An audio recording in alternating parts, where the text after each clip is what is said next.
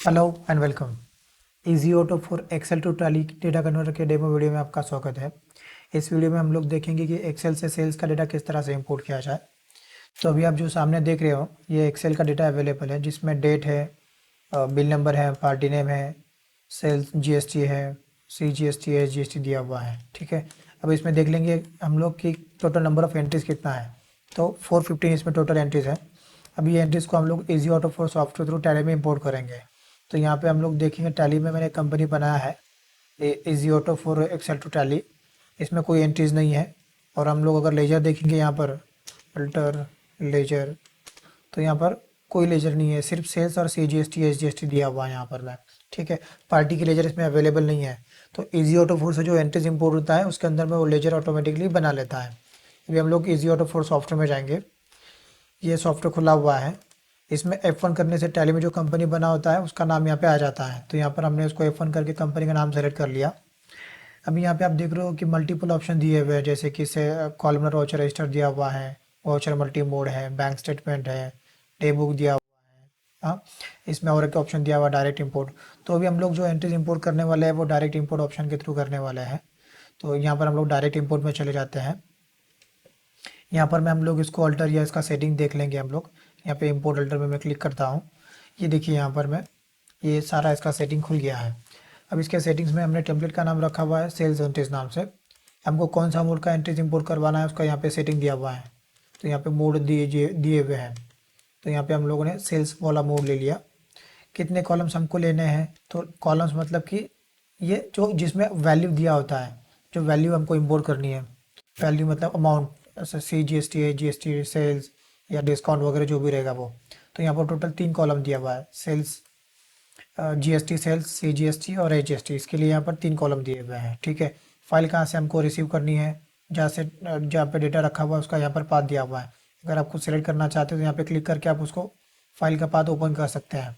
ठीक है, sheet name यहाँ पे दिया हुआ है, स्टार्ट रो नंबर यहाँ पे दिया हुआ है कि कौन से रो से आपका डेटा स्टार्ट हो रहा है। रो नंबर 2 से स्टार्ट हो रहा है, यहाँ पे 2 नंबर है पे से डेटा स्टार्ट हो रहा है, तो यहाँ पे 2 दिया हुआ है। एंड कहाँ पे हो रहा है, तो यहाँ पे मैक्सिमम मैंने 500 लिया है, जबकि डेटा 416 पे ख़त्म हो रहा है। तो 500 से कोई फ़र्क नहीं पड़ता क्योंकि नीचे डेटा है ही नहीं। यहाँ पे नीचे में इसके मैपिंग, कॉलम मैपिंग का ऑप्शन दिया हुआ है। ये जैसे कि आपने एक्सेल में डेट कहाँ पे रखा हुआ है, देखो यहाँ पे आपको पता चल जाएगा। डेट रखा हुआ ए में, तो यहाँ पर ए मैप कर दिया। रेफरेंस नंबर आपने बी में रखा हुआ, यहाँ पे बी मैप कर दिया। वाउचर नंबर में भी आपने बी मैप कर दिया। सी मतलब पार्टी लीजर नेम कहाँ पे दिया हुआ है, सी में, तो यहाँ पे हमने सी मैप कर दिया है। ठीक है, यहाँ पे आपने सेल्स का लीजर मैप किया हुआ है, सी जी एस टी मैप किया है, H G S T map किया। अब इसका वैल्यू कौन से कॉलम में वो यहाँ पे हम लोग देख लेंगे।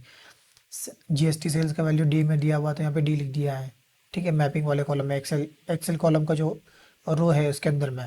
सी जी एस टी किस में दिया हुआ, ई में, तो यहाँ पर ए लिख दिया है। ए जी एस टी एफ में दिया है, तो यहाँ पर एफ लिख दिया है। अब ये जो लेजर बनने वाले हैं सारे के सारे कौन से ग्रुप के अंडर बनेंगे, तो यहाँ पे अपने ग्रुप का नाम मिल जाता है आपको।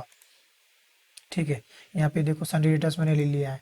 तो ये जो डी वाला कॉलम जो है, सॉरी, जो पार्टी नेम का कॉलम जो दिया हुआ है वो सारे के सारे सन्डे एड्रेस के अंदर बनेगा। अगर ये लेजर नहीं बने रहते तो ये सेल्स के अंदर में ड्यूटीज एंड टैक्सेस में बन जाता है।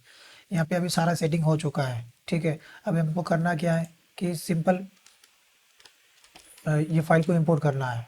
ठीक है, तो यहाँ पे हम लोग इजी ऑटो फोर में आएंगे, यहाँ पे इंपोर्ट में क्लिक करेंगे। तो ये जो एक्सेल में जितना भी एंट्रीज रखा हुआ है आपका सारा के सारा इंपोर्ट हो जाएगा। यहाँ पर एंट्रीज इंपोर्ट हो रहा है। इसके अंदर में क्या होता है कि डेटा वैलिडेशन हो जाता है, कौन सा लेजर अवेलेबल है, कौन सा लेजर अवेलेबल नहीं है, सारा की सारा यहाँ पे आपको पता चल जाता है। अब ये बता रहा है कि एक्सेल से टोटल आपका 415 एंट्रीज इंपोर्ट हुआ है और 412 आपके नए लेजर टैली में बनेंगे। करेक्ट है, क्योंकि सेल्स और C G S T H G S T बना हुआ है, बाकी के सारे लेजर टैली में अवेलेबल नहीं है। तो पार्टी के सारे लेजर मिल जाएंगे, बन जाएंगे। अभी आप यहाँ पर अब देखोगे तो आपको यहाँ पे न्यू लेजर दिखा रहा है, वो यहाँ पे क्लिक करने से आपको लिस्ट मिल जाएगी कि कौन से लेजर बनने वाले हैं। ठीक है, अभी सिंपल यहाँ पे आपको बुक में क्लिक करना है। तो यहाँ पे बुक में जैसे क्लिक करोगे तो ये सारे के सारे एंट्री स्टाइल में अपने आप से पोस्ट कर देगा। यस करते हैं हम लोग, तो ये बुकिंग का प्रोसेस स्टार्ट कर रहा है। जो लेजर नहीं है वो सारे के सारे लेजर पहले बना लेगा अपने आप से। लेजर पोस्ट होने के बाद में से ये एंट्री को पोस्ट करेगा। ठीक है, ये एंट्री पोस्टिंग का काम चल रहा है यहाँ पर। मैं देखिए ऑटोमेटिकली लेजर भी बन जाता है आपका, सारा एंट्री की सारा एंट्री एक साथ में पोस्ट हो जाएगा। तो बहुत सिंपल और आसानी के थ्रू ये एंट्रीज आपका टैली में पोस्ट हो रहा है। अगर आप मैनुअली करते तो इसमें बहुत सारा टाइम जाता, लेकिन ये आपका 415 एंट्रीज जो है टोटल 17 सेकंड में 450 एंट्रीज आपका टैली में पोस्ट हो गया है। अभी हम लोग टैली में जाके देखेंगे DSS। ये देखिए आपका 450 एंट्रीज आपका टैली में आ चुका है, ये देखिए। तो इसी तरह से आप इजी ऑटो 4 सॉफ्टवेयर थ्रू आपका कोई भी अगर एंट्रीज है तो आप इजीली आसानी से टैली में पोस्ट करा सकते हैं। आपने जो वीडियो देखा है इसके अंदर में हमने प्रोसेस पूरा समझा कि एक्सेल से डेटा टैली में किस तरह से इंपोर्ट किया जाए। सॉफ्टवेयर का डाउनलोड लिंक डिस्क्रिप्शन में दिया हुआ है, वहाँ से आप डाउनलोड करके उसको चेक कर सकते हैं। अगर आपको लाइव डेमो चाहिए हम लोग लाइव डेमो अरेंज करा सकते हैं। Thank you, please share and subscribe.